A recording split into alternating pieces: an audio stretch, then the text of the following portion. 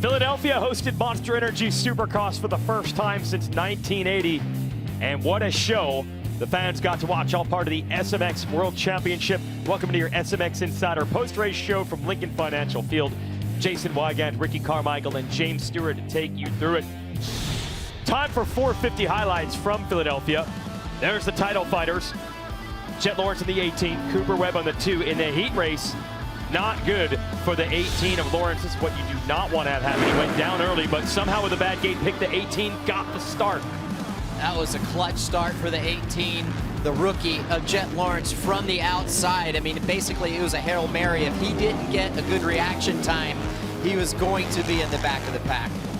Webb is second here because his teammate Tomac, I think, made it a little easy on him. Yeah, he wasn't trying to get in. Eli's a veteran. He knows. He would expect the same thing for Cooper Webb. But, yeah, Cooper was able to get around Eli. And Eli made a few more mistakes and allowed Chase Sexton to get up by him. And Chase went after Cooper after that. Chase riding well. And here's the pass. Now, this pass is one thing. Had speed in the whoops. But RC, after this, watch. Yeah, well, this is coming down to the last lap. Almost getting to the end of the race. Yeah. Boom. Sexton checks up, maybe, just maybe, to block a turn down the inside from Cooper. Who knows? Little contact there. Lawrence goes on to take the victory. 4 times he's gone wire to wire this year. And in the last lap, here's Anderson. Same thing what happened with Chase Sexton. Cooper was kind of sleeping. Jason closed that gap, and that was 2 points, 2 big points he lost right there by that pass with Jason. But that was on Cooper. Should have known it. Ends up 4th, not on the podium, which gives a big advantage in the championship to Lawrence, who had the bad gate pick, still got the start, still got the win. Yes, it is. Got whole shots. He usually wins. He was out front. Sexton ended up second there, and Anderson third. First podium in a while for him, going back to Glendale, Arizona about 2 months ago. Look at the results there. Tomac would end up 5th. And a great battle between Barsha and Hunter Lawrence for 6 and 7. I mean, that battle between Barsha and Lawrence, it was like for the win. Those guys were going it. But you know, you think about Denver and what happened tonight. Anything can happen in Denver. It's still far from over. Yeah, we shouldn't forget last year, right? Like it was 3 races left. We saw the title turn, and so yeah, we're going to next weekend. It's not over until it's over. Yeah, I mean, it's easy for us to sit here and speculate, talk about that it's in Jet Lawrence's hands, which it is in a way. But like you said, James, I mean, you think about Denver last week and just how that an emotional weekend that was. Certainly for me, I couldn't believe what I was seeing with my own eyes and what happened to Eli Tomac. So same place, same venue is where the title took a turn, better for Sexton and worse for Eli. Who knows? Yep. You never know. So let's break down. We saw the Lawrence performance, wire to wire again for the 4th time this year. With Webb, James, you were talking about the line choice a lot. Normally a strength for Webb. Maybe didn't work out for him at this one? Yeah, it seemed like Cooper was, what he does well is it's his line selection. You know, he cuts down a lot in the corners, and usually that works on tracks that had a lot of ruts. He's trying to avoid the deep ruts, but this track had ruts, but it was super slippery, and I just noticed he was losing a lot of time by slowing down, using those tight lines, and then he had some arm pump issues, so that doesn't help as well. So having arm pump, not being able to control the throttle like he normally does, those tight lines, he was just losing time, and that's where you saw the passes. He was getting basically outmaneuvered by everybody else. They were just kind of going around him, and I think his lines. And in a track like this where it's so tight and you don't have those long rhythm lanes, that's where like having arm pump it's your worst nightmare because you don't have anywhere to relax. Sometimes when you have several long rhythm lanes or a long straightaway to where you can kind of like relax and let your hands open up a little bit, that's where you can give yourself some reprieve from having arm pump. But that wasn't the case here, and he had dudes just dogging him, you know, one right after another. You got Pass, and then you got Eli Tomac on you. Then you got Jason Anderson on you. Then you got Sexton on you. It just, there was never a moment for him to, I felt, to really relax. Well, right down to the final lap. We're going to look at this Anderson situation in the final turn again. And this is usually Cooper Webb's specialty. Last turn, last lap, Anderson made it happen. That's not normally what you see happen to Webb. So that changed things in a bunch. And you got Chase Sexton. What a bounce back. This is what we're going to show you the replay. Remember? This is 7 days ago. Watch Chase Sexton in orange. Yeah, this was last weekend in Nashville, and we didn't know what would happen. No. We thought throttle was stuck. Something went wrong. That's all I know. And Chase did a good job at getting off of that. But, yeah, that was a tough one. But what a bounce back. He was able to recover back from last weekend, this weekend. The runner-up ride, and Will Christian caught up with him. Thank you, Jason. Chase Sexton, congratulations on a great day. We heard you on the podium. I could hear it in your voice how happy you were with the performance. It's a tough track, as you set up there to pass on, and you were up there battling with everybody and making those difficult passes. So what does this say about where you are now with the bike, with yourself? Yeah, I mean, I think this whole season's just been a learning process for me, and we made a lot of changes on the bike. And this weekend was another big change. I rode a bike that I really haven't ridden all year. We kind of just swung at it today, and it worked out. So, yeah, I feel like we made big progress. I had a little bit more of my raw speed in that main event than I normally have. I was able to catch guys, make passes, and I really feel like I haven't done that this year so far. So it was good to see, especially on a track that's really hard to pass. The whoops were tough, and I was skimming them all main event. It was a good, solid result, and I would have loved to have caught Jet, but yeah, came up a little short, and we got to get better starts. That's plain and simple. So looking forward to Denver and Salt Lake and try and get another win and head into outdoors ready to go. Now, Ricky Carmichael, obviously on our broadcast there, he's given you props so many times this season for being that guy who constantly stays in it. You've got this sort of never give up attitude. What does that come down to when you come across the challenges you do and you've had to face the shift of manufacturers? What is it that keeps you going and getting to this point here?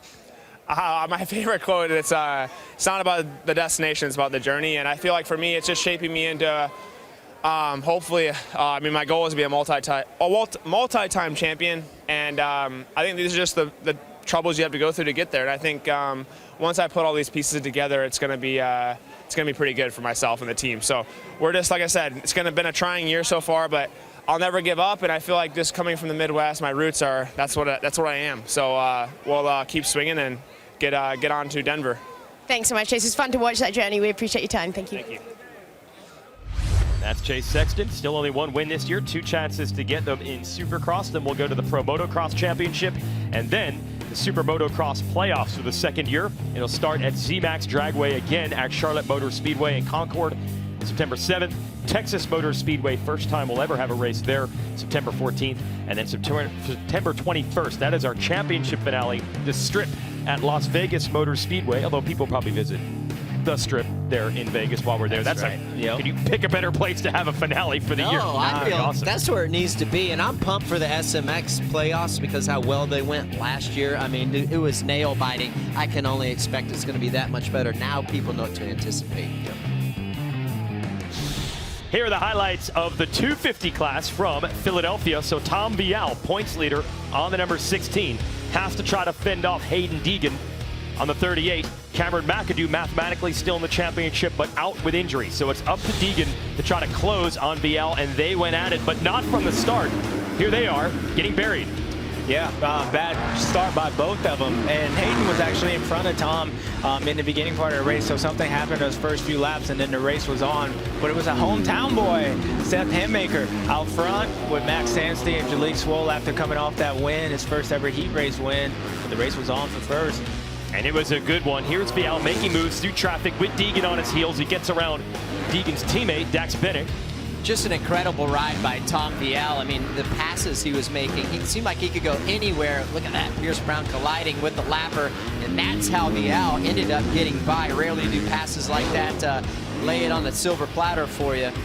But Tom was riding all great, all main event. And then Max Anstey closes on Hammaker. Didn't want to beat the hometown kid, but at the same time, he wanted the win chain. He's got to go for it. Oh, he's got to go for it. You know Max was. I mean, at one point this year, he was your points leader. So, you know, Max wanted to get on that podium so he could do his interview. And he gave him a little love tap, let him know that he was here. But Max squared him up. That was beautiful. I give Seth a lot of credit. He tried sticking with it. Well, he did, but I also give Anstey credit there. I mean, he didn't completely blow the 43 of Hammaker out. Not like Jalik does. Not like this. Yeah. Watch Swoll and the neon gear and the Triumph. Oh. Bam! That's what it was. And yeah, he went down, and both those guys were like, what happened? And yeah, we were expecting fireworks, but not between those two.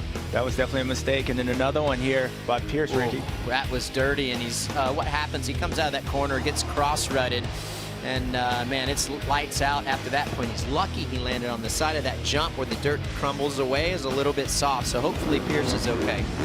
And there is Anstey, who led the championship, like you said, James, earlier in the year, lost the opportunity to win the title with a mechanical problem. And look how close Vial and Deegan got to him at the end. They were way back. They came all the way back to finish second and third. And big respect to each other there. No shenanigans from Deegan this time. I think people were wondering if he would do that, but he didn't do anything dirty. Yeah, and fairness to Hayden, it was us who were talking about it.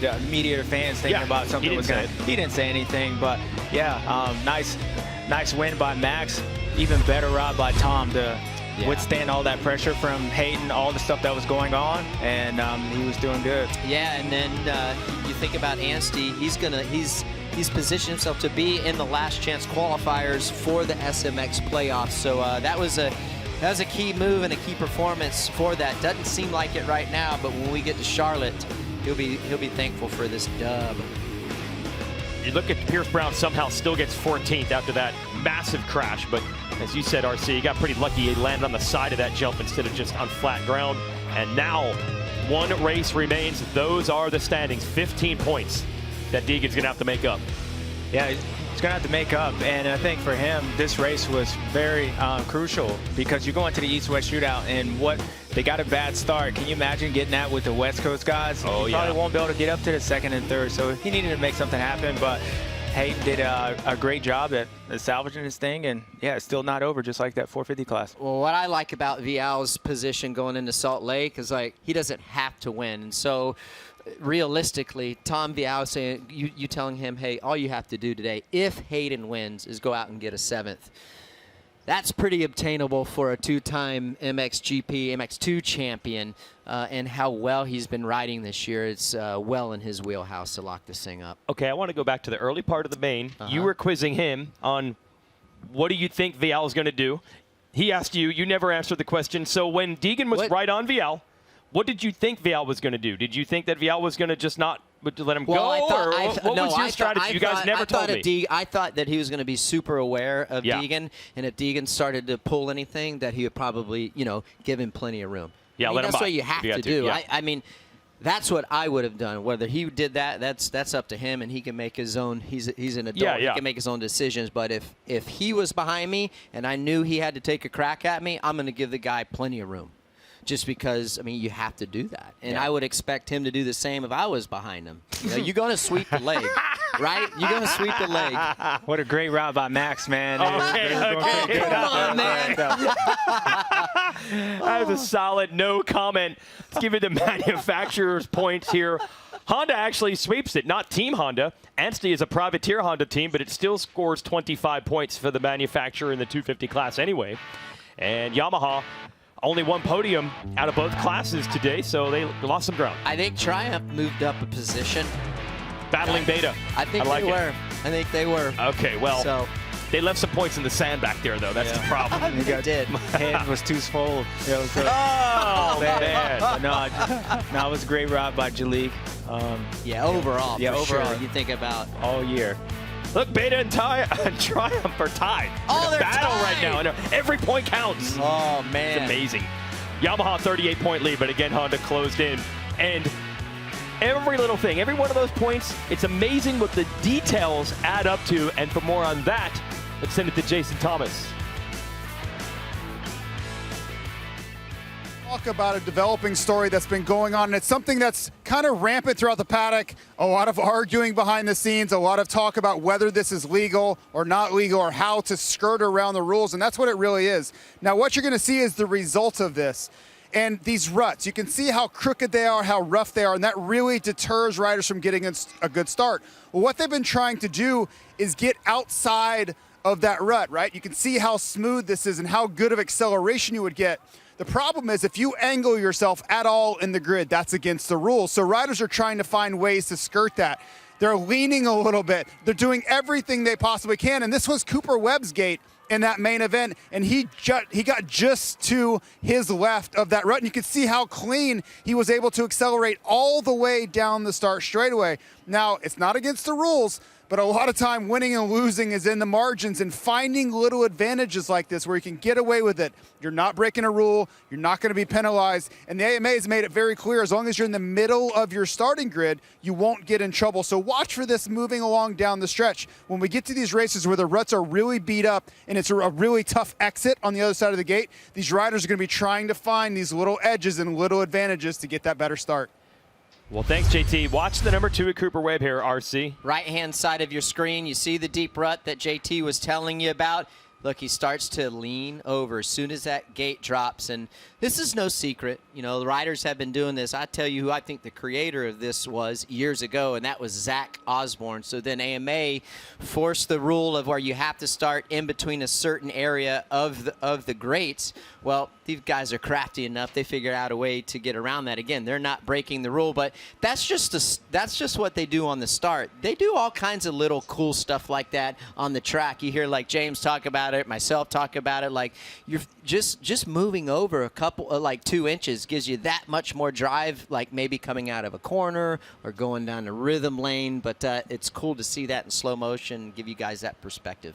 And there's so much at play here. Hunter Lawrence had the fast qualifying time, rode well in his heat, didn't quite win it, but he had the good gate pick. He was coming near Webb. We've been talking so much about the Yamaha teammates. Yeah. Could that be a factor here these last 2 rounds? Hunter going to try to help out? I mean, listen, blood is thicker than water any day of the week, so I don't think he's going to hand it over to Coop for sure. I mean, I would race him hard. Yeah. I mean, wouldn't you? I mean. You know my answer. We already got that. No, you didn't give one last time, dude. No, I said it. You just didn't hear it. Oh, okay. Let's talk about Anstie again. 450 class going to Denver. You kind of already hit on it, RC.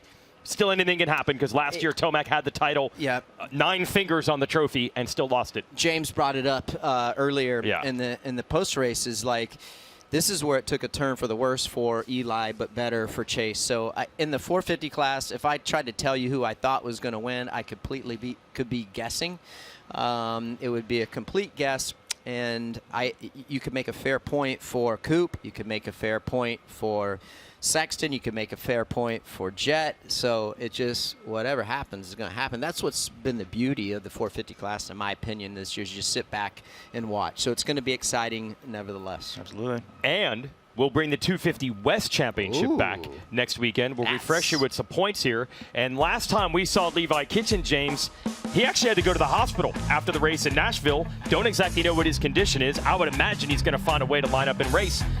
But he's got to beat R.J. Hampshire to get these points back. Yeah, absolutely. I mean, last weekend was scary in Nashville. We had both teammates get into each other. And, yeah, Levi did a good job. We saw him laying there, and we're like, uh-oh, this is bad. But he was able to get up and salvage some points to keep that gap to where it was only 2 points. But luckily for him, Levi's been fast all year. He was on a rhythm that pretty much nobody in that field was even close to. So if he can be somewhat back to that, I think you're going to have a great race. And just like Hayden and Tom, next weekend's important for him. And we'll go into Salt Lake City, hopefully, with those guys really close. And racing in elevation as well, which usually has an impact in the 250 class. Can't show the elevation, but we can show you the layout with the Yamaha track map, Ricky. Well, I do feel like this floor is a bit smaller, maybe more narrow than some of the tracks that we have gone to. And Denver always feels like it's a really tight race, is really, really tight. Not a lot of long rhythm lanes. But the one thing I will say about this racetrack is this dirt here gets incredibly hard. So you go back to like Nashville, it's not very forgiving. So precision is going to be key